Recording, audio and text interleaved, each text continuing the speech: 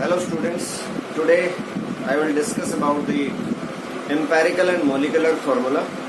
पिछले जो वीडियोस हैं उसमें मैंने आपको पिछला जो वीडियो है उसमें मैंने आपको मोल कंसेप्ट के बारे में बताया था। क्लास 11th में जो फर्स्ट चैप्टर है आपका बेसिक कंसेप्ट ऑफ केमिस्ट्री, उसमें जो मोल कंसेप्ट है वो बहुत इंपॉर्टेंट है। तो जिसने पिछला वीडियो नहीं देखा वो जरूर आप देख लें ताकि कनेक्टिविटी बन जाए, और वो इम्पोर्टेंट कंसेप्ट भी है काफ़ी ज़्यादा। आज हम एम्पेरिकल फार्मूला और मॉलिक्यूलर फार्मूला के बारे में बात करेंगे, उसको कैसे कैलकुलेट करते हैं, किस तरह से कौन सा मेथड आप अप्लाई करते हैं उसमें, उसके बारे में हम बात करेंगे। तो एम्पेरिकल और मॉलिक्यूलर फार्मूला की बात हम करते हैं। Molecular formula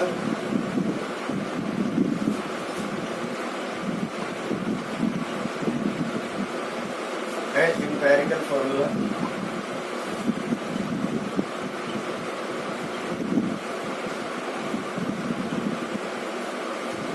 molecular formula and empirical formula मैं एग्जांपल से लिखता हूँ पहले, फिर हम इसकी डेफिनेशन करेंगे। ये आपको पता है ग्लूकोज का फार्मूला होता है, ये मोलिकुलर फार्मूला मैं लिख रहा हूँ। डीज आर एमएफ का मतलब हो गया मोलिकुलर फार्मूला, ये ग्लूकोज का मोलिकुलर फार्मूला हो गया। ये इथेन का मोलिकुलर फार्मूला होता है, ये ग्लूकोज है, ये इथेन है, ये आपके पास बेंजीन है, बेंजीन आप जानते हो C6H6 बेंजीन हो गया, ये इसका मोलिकुलर फार्मूला हो गया। ये आपके पास C12H22O11, ये सुक्रोज हो गया। तो ये सब मोलिकुलर फार्मूला हो गया। अब देखो इनके एम्पेरिकल फार्मूला मैं लिखता हूँ, तो जैसे मैं लिखूंगा आपको कंसेप्ट समझ में आनी शुरू हो जाएगी। फिर एम्पेरिकल फार्मूला मैं लिख रहा हूँ, देखिए एम्पेरिकल फार्मूला, इस ग्लूकोज का एम्पेरिकल फार्मूला मैं लिख रहा हूं, देखिए CH2O। जो इथेन है उसका एम्पेरिकल फार्मूला मैं लिख रहा हूं CH3, इसका एम्पेरिकल फार्मूला मैं लिख रहा हूं CH, और इसका एम्पेरिकल फार्मूला C12H22O11। तो आप देखिए दोनों में क्या डिफरेंस है। यहाँ लार्जेस्ट कॉमन नंबर कौन सा है हमारे पास जो ले सकते हैं, वो 6 है। तो 6 आपने कॉमन ले लिया तो सिंप्लीफाइड फॉर्म वो होगी। यहाँ 2 आपने कॉमन ले लिया, लार्जेस्ट नंबर कॉमन ले लिया, जो लार्जेस्ट नंबर कॉमन होगा उसको लेंगे आप। तो 2 आपने कॉमन लिया तो वो हो गया CH3। तो इथेन का एम्पेरिकल फॉर्मूला वो हो गया, ग्लूकोज का CH2O हो गया, बेंजीन का CH हो गया। और सुक्रोज के केस में आप देख रहे हैं कि कुछ कॉमन आप नहीं ले सकते, तो जो इसका मोलिकुलर फार्मूला है वही इसका एम्पेरिकल फार्मूला हो गया। तो मोलिकुलर फार्मूला को कैसे डिफाइन करेंगे आप, मोलिकुलर फार्मूला को कैसे डिफाइन करेंगे आप? The formula which gives the exact ratio of the atoms in A molecule. The formula which gives exact ratio of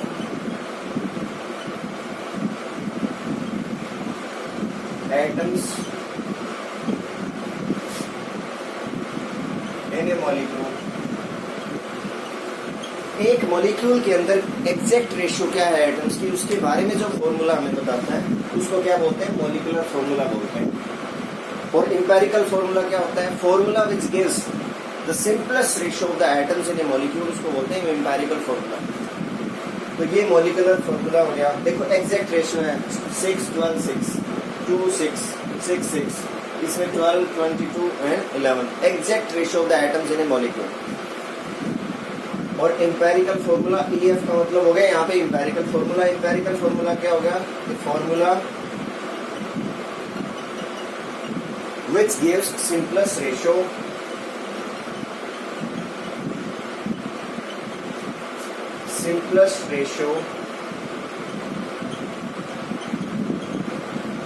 of atoms in A molecule. तो जिससे सिंपलेस्ट रेशियो में पता लगती है वो एम्पेरिकल फॉर्मूला। एग्जांपल आपके सामने लिखे हुए हैं। ग्लूकोज का एम्पेरिकल फॉर्मूला ये है, इथेन का ये है, बेंजीन का ये है और इसका ये है। तो जिसके केस में कॉमन आप कुछ नहीं ले सकते, उसमें एम्पेरिकल और मॉलिक्यूलर फॉर्मूला सेम हो जाते हैं। तो अगर एम्पेरिकल फॉर्मूला से जो मास आप निकालते हो वो एम्पेरिकल मास, और मॉलिक्यूलर फॉर्मूला से जो मास आप निकालते हो वो मॉलिक्यूलर मास। तो इससे जो मास आएगा वो मॉलिक्यूलर मास, और एम्पेरिकल फॉर्मूला से जो मास आएगा वो क्या हो जाएगा, एम्पेरिकल मास। तो जैसे मैं यहाँ पे लिख रहा हूँ मॉलिक्यूलर मास, मॉलिक्यूलर मास इसका 180 हो जाएगा, 180 ग्राम्स पर मोल या 180 AMU।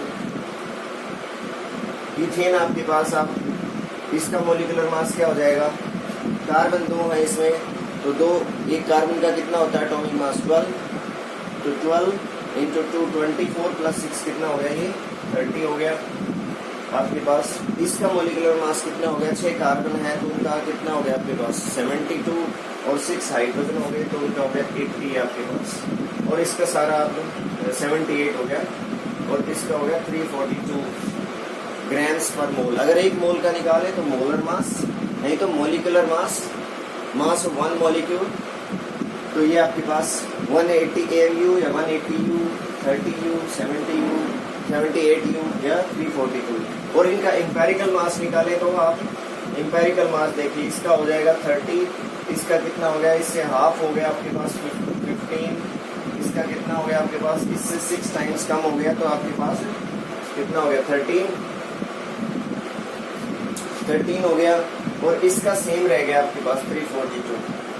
तो इसके केस में देखिए आप, सुक्रोज के केस में जो मॉलिक्यूलर मास है वही एम्पेरिकल मास है, तो दोनों की एक रेशो होती है। आप देखिए रेशो दिख रही है आपको, अगर हम इसको इससे डिवाइड कर दें, मॉलिक्यूलर मास को एम्पेरिकल मास से डिवाइड कर दें तो क्या आया आपके पास नंबर, इसकी केस में 6 आया, इसकी केस में क्या आया 2 आया, इसके केस में क्या आया, एक बार फिर से 6 आया। और कॉमन क्या लिया था हमने, जब हमने मॉलिक्यूलर फॉर्मूला से एम्पेरिकल फॉर्मूला बनाया था तो क्या कॉमन लिया था हमने, 6 कॉमन लिया था इसमें क्या कॉमन लिया था 2, इसमें क्या कॉमन लिया था हमने 6, और इसमें कुछ भी कॉमन नहीं था 1 है, तो इसलिए इसका मॉलिक्यूलर मास भी वही है और एम्पेरिकल मास भी क्या है, सेम है। तो दोनों की रेशियो आप निकाल सकते हैं। रेशियो क्या हो जाएगी आपके पास, molecular mass divided by empirical mass, तो इसको बोलते हैं n। n क्या है, ये रेशियो है, किस चीज की रेशियो है, मॉलिक्यूलर मास और एम्पेरिकल मास की।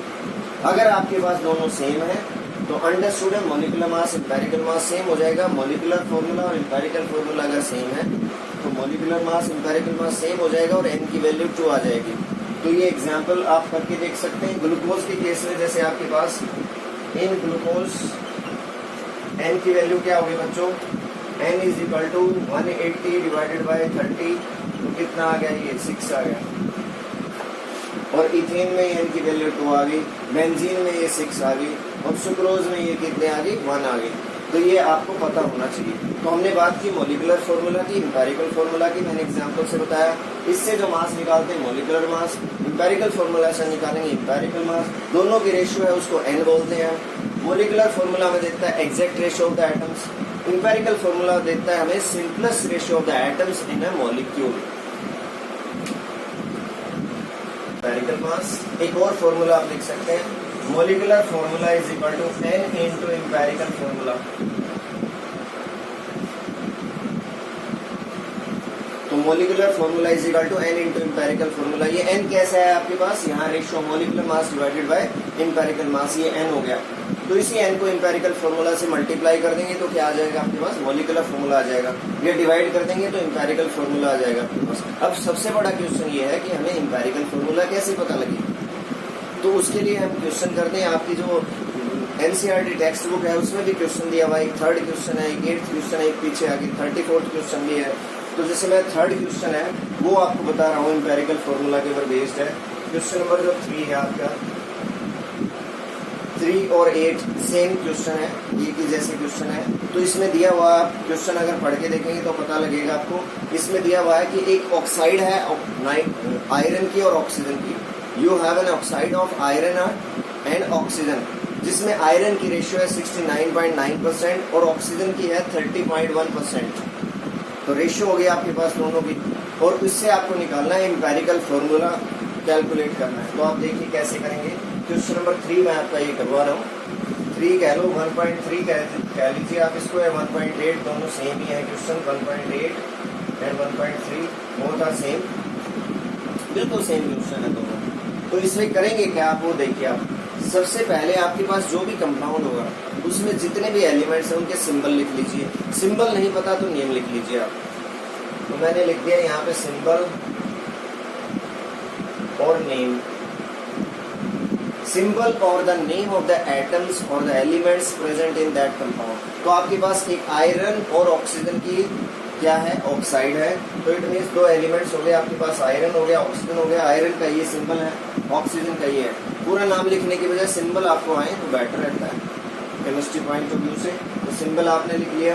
उसके बाद इनकी परसेंटेज, एक बात आप नोट कर लेना इसमें ध्यान से कि परसेंटेज हर बार अगर नहीं गिवन है तो परसेंटेज की जगह अगर मास गिवन हो तो मास भी लिख सकते हैं, अगर नहीं तो परसेंटेज लिख सकते हैं। परसेंटेज गिवन है तो उसको भी मास की फॉर्म में हम कंसीडर कर सकते हैं, नहीं तो आप परसेंटेज लिख सकते हैं। तो परसेंटेज या मास जो भी गिवन है आपके पास वो आप लिख दीजिए।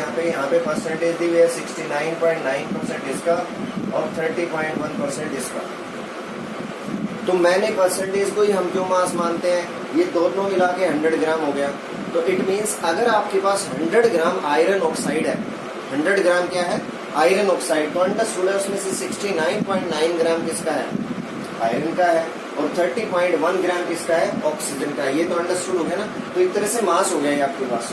फिर आप क्या लिखेंगे, एटॉमिक मास। फिर एटॉमिक मास। अब एटॉमिक मास गिवन भी हो सकता है, ना भी गिवन हो। आप इस तरह की प्रॉब्लम में जरूरी नहीं है कि गिवन हो। तो आप जितने क्वेश्चंस आपकी उसमें बुक में दिए हुए हैं एटलीस्ट उनकी प्रैक्टिस कर लें, एनसीईआरटी प्लस एनसीईआरटी एग्जाम्पल। तो ये इसका एटॉमिक मास 56 होता है, इसका 16 होता है आपके पास। तो ये तो गिवन इन्फॉर्मेशन होगी हमारे पास। इस तरह से बिना टेबल को बनाए हुए आप कर सकते हैं, लेकिन टेबल में बहुत आसानी से ये हो जाता है। आसान तरीका है, आपकी जो बुक है उसमें बिना टेबल के बनाए हुए दिया हुआ है, लेकिन मेथड उसमें भी इसी तरह से है करना। उसी तरह से आपको पहले आप एलिमेंट्स लिखेंगे, उनके नाम लिखेंगे, फिर उनकी परसेंटेज या मास जो भी गिवन है, नहीं गिवन है तो निकाल लीजिए, कुछ ना कुछ आपको हिंट दिया होगा। एटॉमिक मास लिख लिया आपने, अब इसको मास मान लिया हमने, ये एटॉमिक मास है। तो given mass divided by atomic mass. Mole निकालने का एक मेथड किया था हमने, 3 फॉर्मूले किए थे, उसमें से पहला मेथड था given mass divided by atomic मास। तो हम मोल निकालेंगे इस परसेंटेज से, तो इसको बोलते हैं मोल परसेंट, या सिंपली मोल भी बोल सकते हैं आप। अगर मास दिया हो तो मोल बोल दीजिए, परसेंटेज से मोल निकाले तो परसेंटेज मोल्स या मोल परसेंटेज। तो ये आपके पास आ गए मोल परसेंटेज। तो मोल परसेंटेज क्या हो गया आपके पास, given mass divided by atomic mass, 69.9 divided by 56 और ये 30.1 डिवाइडेड बाय 16, ये आपके पास आ गया। इस वैल्यू को कैलकुलेट करिए आप। तो एक तरह से हमने पहली जो बात की है वो यहाँ से स्टार्ट किया। देखिए यहाँ तक तो इन्फॉर्मेशन गिवन है एक तरह से ना आपके पास।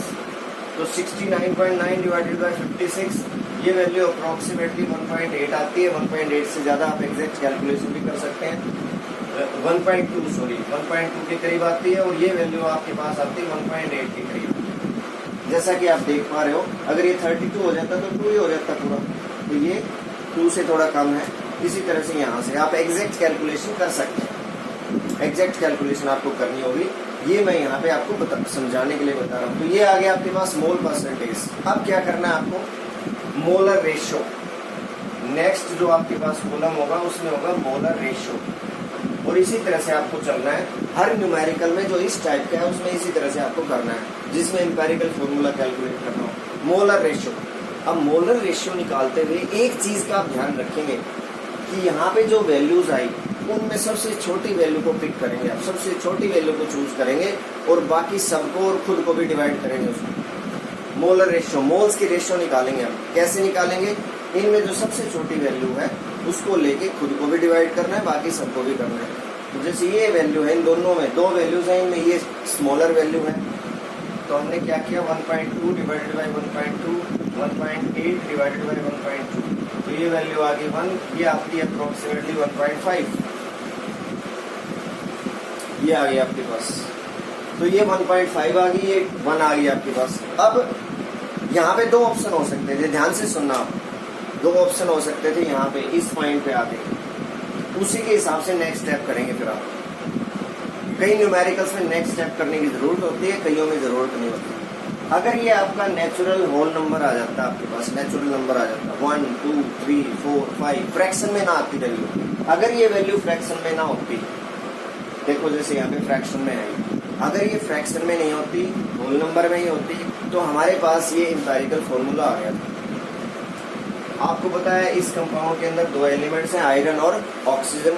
तो जो भी यहाँ पे अगर होल नंबर होता तो हम क्या करेंगे, ये जो एलिमेंट है आयरन, इसका राइट हैंड लोअर कॉर्नर ये है और ये लेफ्ट हैंड लोअर कॉर्नर है, समझ पा रहे हैं या नहीं? ये राइट हैंड लोअर कॉर्नर, ये लेफ्ट हैंड, इसी तरह से ये इसका राइट और ये लेफ्ट। तो हमेशा क्या लिखते हैं आप, आयरन के सामने जो भी रेशियो आई, ऑक्सीजन के सामने जो भी रेशियो आई, जिस एलिमेंट के सामने जो रेशियो आती है, अगर ये होल नंबर है तो इन रेशियोज को यहाँ लिख देंगे आप राइट हैंड लोअर कॉर्नर पे। लेफ्ट साइड में नहीं लिखेंगे आप, इधर लिखेंगे राइट हैंड लोअर कॉर्नर पे इधर, तो वो उसका एम्पेरिकल फॉर्मूला हो जाएगा। लेकिन क्योंकि ये होल नंबर में नहीं है तो हम क्या करेंगे, एक स्टेप और आगे चलेंगे। We have to convert these into simplest whole number ratio. तो अब हमें एक स्टेप और करेंगे, simplest whole number ratio. Simplest whole number ratio, तो आप देखिए आपको स्मॉलेस्ट नेचुरल नंबर से उस नेचुरल नंबर से आपने मल्टीप्लाई करना है जिससे ये होल नंबर में चेंज होता है और छोटे से छोटा होना चाहिए। तो 1 से मल्टीप्लाई करोगे तो नहीं होंगे, कितने से मल्टीप्लाई करोगे आप इसको, 2 से मल्टीप्लाई कर दो दोनों को, तो ये 2 में चेंज हो गया और ये 3 में चेंज हो गया आपके पास, आ गए होल नंबर में। अब क्या करोगे, कहाँ लिखोगे, आयरन के सामने देखो 2 है, ऑक्सीजन के सामने क्या है 3 है, तो आयरन के नीचे आपने लोअर राइट हैंड कॉर्नर पे और इसके सामने आपने ये लिख दिया। ऐसे नहीं लिखना है आपको, ये लेफ्ट हैंड साइड में नहीं होना चाहिए, ये गलत हो जाएगा, ये ठीक है। तो ये इसका एम्पेरिकल फॉर्मूला हो गया, this is empirical formula of this compound. तो ये आपके क्वेश्चन नंबर 3 और 8 का आंसर हो गया। इस तरह से आप करेंगे। एक बार फिर से मैं आपको बता देता हूँ कि कैसे आपको करना होता है। पहले जो भी आपके पास कंपाउंड है उसमें जो सिंबल दिए हुए हैं उनको लिखेंगे आप, या नाम लिख लेंगे, फिर परसेंटेज आपके पास होगी या मास गिवन होगा, फिर एटॉमिक मास होगा, फिर जो गिवन मास है या परसेंटेज है उसको मास मान के हम क्या करेंगे, मोल्स निकालेंगे। तो मोल परसेंटेज या मोल्स कह लीजिए सीधा, given mass divided by atomic मास, तो ये वैल्यूज आ गई। अब मोल्स की रेशियो निकालेंगे आप। मोल्स की रेशियो निकालते हुए क्या करेंगे, जो सबसे छोटी वैल्यू है उसको लेके खुद को भी और दूसरे को भी डिवाइड करेंगे। तो 1.2 डिवाइडेड बाय 1.2, 1.8 डिवाइडेड बाय 1.2। तो ये वैल्यूज या तो होल नंबर में होंगी या फ्रैक्शन में होंगी। अगर ये होल नंबर में आ जाती हैं तो आपका काम यहीं पे हो गया, एम्पेरिकल फॉर्मूला कैलकुलेट हो गया आपका। इन रेशियोज को यहाँ लिख दो। नहीं तो आप क्या करेंगे, सिंपलेस्ट होल नंबर रेशियो, एक स्टेप और करेंगे। You will calculate simplest whole number ratio, multiply करेंगे स्मॉलेस्ट इंटीजर से, so that these get converted into the whole number, ताकि ये होल नंबर में कन्वर्ट हो जाए। तो आई होप ये न्यूमेरिकल आपको क्लियर हो गया होगा।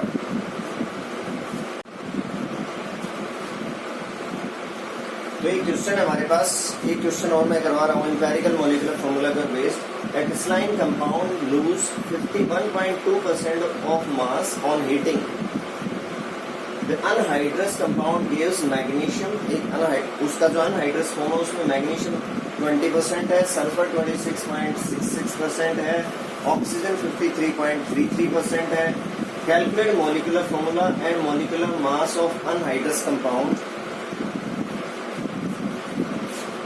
And hydrated compound. Molecular formula हम दोनों का निकालेंगे, अनहाइड्रस का भी और हाइड्रेटेड का। मॉलिक्यूलर मास दिया हुआ है आपको, ये आपको कैलकुलेट करना है। मॉलिक्यूलर मास दिया हुआ है, molecular mass of anhydrous compound is 120 U। तो आप क्या करेंगे, एक बार फिर से वही काम आपको करना है। आप एम्पेरिकल फॉर्मूला निकाल लेंगे अनहाइड्रस का पहले। तो आपके पास क्या हो गया, देखिए सिंबल लिख लिया आपने, उसी तरह से सिंबल ऑफ एलिमेंट्स मैग्नीशियम, फिर उसके बाद सल्फर, फिर ऑक्सीजन, फिर उसके बाद इसकी परसेंटेज आपने लिखी 20, ये आपके पास 26.66 और ये आपके पास हो गया 53.33। फिर आपके पास ये परसेंटेज हो गई। फिर नेक्स्ट क्या है, एटॉमिक मास। तो एटॉमिक मास आप लिखेंगे, मैग्नीशियम का 24 होता है, सल्फर का 32, ऑक्सीजन का 16। तो इजी है, बिल्कुल उसी तरह से है। फिर आप क्या निकालेंगे, मोल परसेंट।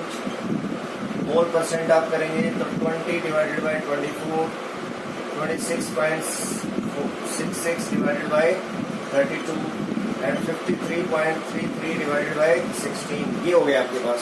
अब देखो इसकी कैलकुलेशन आप करेंगे, कैलकुलेशन आप खुद करके देख सकते हैं। ये आ जाएगा 0.83, ये भी 0.83 और ये वैल्यू आएगी अराउंड, ये आप देखिए 3 से ज्यादा है ये, क्योंकि 3 पे जाएगा तो आपके पास हो जाएगा 48, तो ये 3.33 के करीब वैल्यू आपकी आएगी। तो ये आपके पास आ गया मोल परसेंटेज। मोल निकालने, मोल हमने निकाल लिया एक तरह से परसेंटेज से, तो उसको बोलते हैं मोल परसेंटेज। मोल परसेंटेज का मतलब है moles calculated from the percentage, ठीक है। तो मोल परसेंट आपके पास हो गया। उसके बाद आप क्या करेंगे इसमें,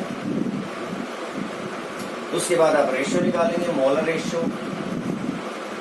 तो मोलर रेशियो आपने निकाली, तो ये 0.83 डिवाइडेड बाय 0.83, फिर 0.83 डिवाइडेड बाय 0.83, ये वैल्यू 1 आ गई, ये भी 1 आ गई, फिर 3.33 डिवाइडेड बाय 0.83 और ये वैल्यू आएगी अराउंड 4, मतलब 4 ही है ये अप्रोक्स। अगर ऐसे आ जाए 4.01 तो उसको अप्रोक्सीमेटली हम 4 ही ले लेते हैं। तो सिंपलेस्ट होल नंबर रेशियो क्या होगी, आप अलग से लिखना चाहे लिख सकते हैं, नहीं तो ये होल नंबर में आ चुका है। सिंपलेस्ट होल नंबर रेशियो, ये 1 और ये 4 आपके पास। किसी से मल्टीप्लाई करने की हमें जरूरत नहीं पड़ी, मीन्स लास्ट स्टेप की हमें जरूरत नहीं थी इसमें। इसको अप्रोक्सीमेटली आप 4 ही ले सकते हैं, क्योंकि 4.01 है, ठीक है, एग्री। उसके बाद आप क्या करेंगे, आपके पास इंपेरिकल फॉर्मूला हो गया इसका। इंपेरिकल फॉर्मूला, मैग्नीशियम है, सल्फर है और ऑक्सीजन है। इसके नीचे यहाँ 1, ये 1 और ये हो गया 4, तो ये 1 तो लिखने की जरूरत नहीं है। तो आपके पास क्या आ गया, ये फॉर्मूला क्या बन गया, देखिए आप क्या बनाइए, मैग्नीशियम सल्फेट। क्या फॉर्मूला हो गया, मैग्नीशियम सल्फेट। तो मैग्नीशियम सल्फेट आ गया आपके पास। अनहाइड्रस सॉल्ट का फॉर्मूला है ये किसका है, अनहाइड्रस सॉल्ट का फॉर्मूला। अब इसका मोलिकुलर मास निकाल, मतलब इंपेरिकल मास निकालेंगे आप। इंपेरिकल मास निकालिए आप। इंपेरिकल मास मैग्नीशियम का होता है 24, सल्फर हो गया 32 और ऑक्सीजन 64 हो गया टोटल। तो ये आपके पास कितना हो गया, 0, ये आ गया 120। अब आप देखिए मोलिकुलर मास भी 122 है अनहाइड्रस का, और इंपेरिकल मास भी 122 है। तो एन की वैल्यू क्या आएगी, एन होता है molecular mass divided by empirical mass. तो ये आ गया 120 डिवाइडेड बाय 120, ये 1 हो गया आपके पास। इट मीन्स जो मोलिकुलर फॉर्मूला है वही इसका क्या है, इंपेरिकल फॉर्मूला है। तो मोलिकुलर फॉर्मूला क्या हो गया बच्चों, molecular formula is equal to n into empirical formula. तो ये आपके पास 1 इंटू मैग्नीशियम सल्फेट, तो ये आपके पास क्या हो गया, मैग्नीशियम सल्फेट फॉर्मूला हो गया इसका। मोलिकुलर फॉर्मूला क्या हो गया, मैग्नीशियम सल्फेट, अनहाइड्रस का मैग्नीशियम सल्फेट हो गया। अब हाइड्रेटेड का हमने निकालना है। अब देखो उसमें हम कंसेप्ट यूज करेंगे ये वाली। आप देखो इसमें क्या है, तो इंपेरिकल मास इसका मैं लिख देता हूँ, कितना आ गया आपके पास 120 स्टेज को वो करने के लिए। अब ये 51.2% मास का लॉस हो रहा है हीटिंग करने पे, तो वो किसका लॉस होगा, वाटर का लॉस होगा, ठीक है। तो अगर आपके पास 100 ग्राम है तो उसमें से 51.2 ग्राम, अगर पूरा हाइड्रेटेड मैग्नीशियम सल्फेट आपके पास 100 ग्राम है, ये अंडरस्टूड है, तो इट मीन्स 51.2 ग्राम उसमें से वाटर निकल गया, और बाकी जो आपके पास ये बचा MgSO4, ये कितना बचा, उसमें से माइनस करके आप निकाल लेंगे, कितना बच गया 48.8% हो गया। तो हम निकाल सकते हैं loss of mass is equal to loss of water, that is equal to 51.2%। तो आपने क्या लिखा, if 100 gram of magnesium sulphate dot XH2, XH2 का मतलब हाइड्रेटेड है आपके पास। ये अगर 100 ग्राम मैग्नीशियम सल्फेट हाइड्रेटेड है आपके पास, X का नहीं पता, हमें X निकालना है इसमें, तभी मॉलिक्यूलर फॉर्मूला हाइड्रेटेड का आएगा। अगर 100 ग्राम ऑफ मैग्नीशियम सल्फेट आपके पास है तो उसमें लॉस 51.2% है, ठीक है। तो आपके पास अनहाइड्रस मैग्नीशियम सल्फेट क्या हुआ, if 100 gram of magnesium sulphate then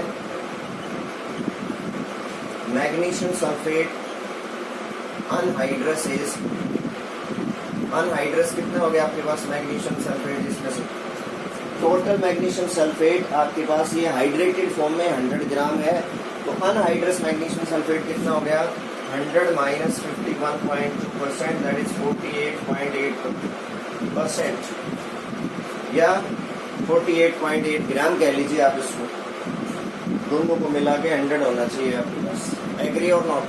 तो ये आपके पास आ गया। अब देखिए आपके पास ये आ गया 48.8 ग्राम। अब मैग्नीशियम सल्फेट का मॉलिक्यूलर मास और एम्पेरिकल मास क्या था अनहाइड्रस का 120 था, एम्पेरिकल मास 120 इसका क्या है मॉलिक्यूलर मास है आपके पास। अब अगर आप देखें 48.8 आपके पास 48.8 ग्राम अगर आपके पास मैग्नीशियम सल्फेट अनहाइड्रस है, तो टोटल मास हाइड्रेटेड का कितना है बताइए, कितना है 100 ग्राम है, लेकिन आपके पास मैग्नीशियम सल्फेट अनहाइड्रस है कितना 120 U या 120 ग्राम अगर मोलर मास की फॉर्म में लेते हैं तो 120 में कितना आपके पास टोटल हाइड्रेटेड का मास आएगा वो हम निकाल लेंगे, उससे हमें वाटर का मास पता लग जाएगा। फिर तो 48.8 gram 48.8 gram of MgSO4 then MgSO4 dot XH2O is equal to 100 gram. मेरी बात समझे या नहीं? देखो मैंने लिखा है अगर आपके पास है 48.8 ग्राम MgSO4 अनहाइड्रस तो हाइड्रेटेड कितना है 100 ग्राम है। अगर आपके पास है 1 ग्राम तो ये कितना हो गया डिवाइडेड बाय 48.8, और अगर आपके पास है ये कितना 120 ग्राम है आपके पास तो ये कितना हो जाएगा, ये कितना हो जाएगा मल्टीप्लाइड बाय 120, तो 120 से आप मल्टीप्लाई कर देंगे आपके पास, तो इससे क्या आ जाएगा आपके पास मोलर मास आ जाएगा, इसका टोटल मोलर मास आ जाएगा इसका आपके पास। तो मैं यहाँ से इसको थोड़ा रफ करके मैं लिख रहा हूँ स्पेस बनाने के लिए। तो आपके पास आ गया, देखो ये क्या आ गया मैग्नीशियम सल्फेट डॉट XH2 कितना हो गया बच्चों, ये हो गया आपके पास 100 इंटू 120 डिवाइडेड बाई 48.8, इतने ग्राम हो गया आपके पास, कितना इतने ग्राम MgSO4 डॉट XH2O इतने ग्राम हो गया आपके पास हाइड्रेटेड फॉर्म में, इतना हो गया। और वाटर का मोलर मास कितना होता है, इससे आपके पास क्या पता लग जाएगा मास ऑफ वाटर,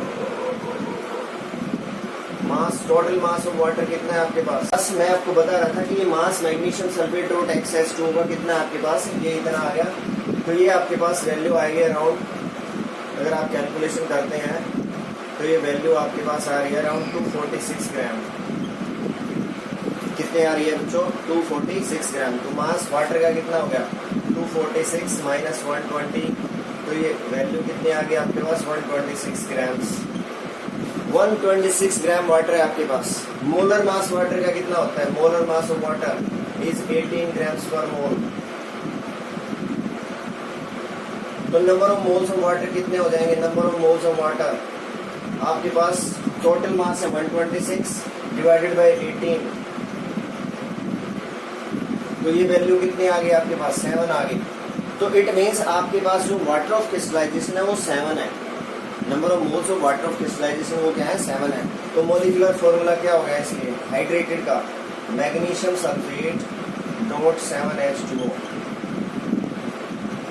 अब एक बार फिर से आप इस न्यूमेरिकल को ध्यान से देख लीजिए, ये एम्पेरिकल फॉर्मूला हमने कैलकुलेट कर लिया था 1:1:4 की रेशियो आई, तो अनहाइड्रस सॉल्ट का फॉर्मूला आ गया मैग्नीशियम सल्फेट, एम्पेरिकल और मॉलिक्यूलर मास दोनों के सेम है, तो n की वैल्यू 1 है, तो मॉलिक्यूलर फॉर्मूला आपके पास आ गया MgSO4, जो एम्पेरिकल फॉर्मूला वही मॉलिक्यूलर फॉर्मूला। फिर हमने देखा कि इसमें 51.2% का लॉस हो रहा है, तो वो वाटर की वजह से है।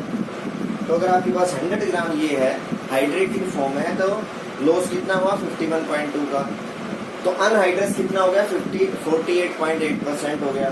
तो अगर आपके पास अनहाइड्रस 48.8% है तो हाइड्रेटेड कितना हुआ आपके पास 100 ग्राम, अगर 1 ग्राम है तो 100 डिवाइडेड बाय 48.8, और है कितना आपके पास 120, क्योंकि मोलिकुलर मास से 120 है ना हमारे पास दिया हुआ है। Molecular mass of anhydrous is 120 U, या उसी को मान सकते हैं मोलर मास की फॉर्म में 120 ग्राम्स पर मोल।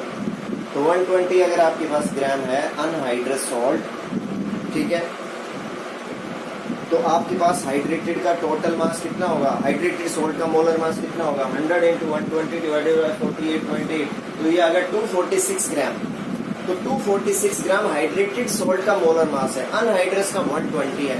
तो बचा हुआ क्या है फिर, जिसका लॉस हुआ था वो है वाटर। तो 246 मल्टीप्लाइड बाय 246 माइनस 120, तो आपके पास आ गया 126। अब नंबर ऑफ मोल्स कैसे निकालोगे, total mass of the water divided by molar mass of water, तो n की वैल्यू आ जाएगी, n मींस n क्या है यहाँ पे, नंबर ऑफ मोल्स। तो ये आपके पास 126 given mass divided by molar mass, ये 7 आ गया आपके पास। तो हाइड्रेटेड सॉल्ट का फॉर्मूला क्या हो गया, मैग्नीशियम सल्फेट डॉट 7H2O। तो आई होप कि ये आपको कंसेप्ट इंपेरिकल और मोलिकुलर फॉर्मूला की जो कंसेप्ट मैंने आज आपको बताई है वो आपको इसमें क्लियर हो गई होगी। Thank you.